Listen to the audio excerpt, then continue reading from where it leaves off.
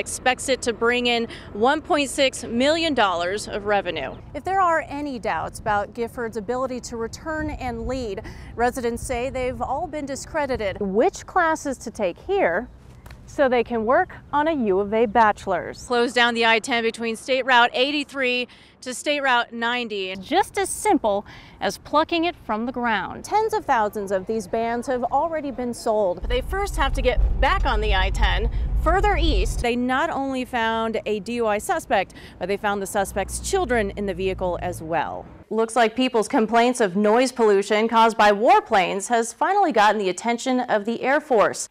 The Araujo family is waiting for the Gormans. About a year ago, Alicia's son, Alexis, died from a choking accident. The toddler's organs were used to save 3 other children. His heart went to 3-year-old Penny Gorman. An immediate embrace between both mothers. Then Alicia took Penny, holding her close to feel her son's heartbeat.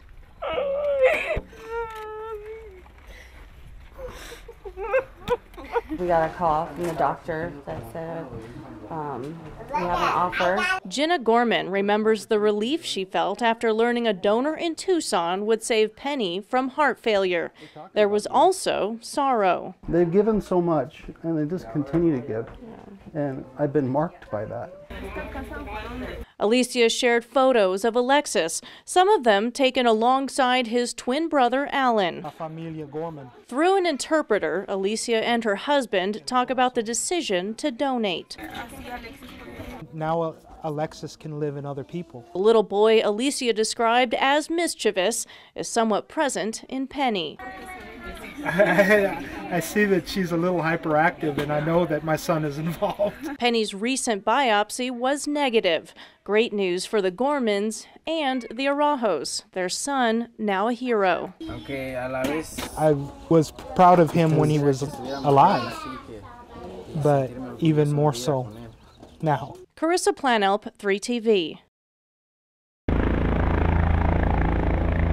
3 medical choppers landed on Ina Road to transport victims fighting for their lives. This after investigators say 22-year-old Jared Loughner opened fire outside the Safeway during a meet and greet for Congresswoman Gabrielle Giffords. Well, we heard shots, about 15, and then we saw a bunch of people running across the parking lot. Officers searched the shopping plaza for a rumored second suspect.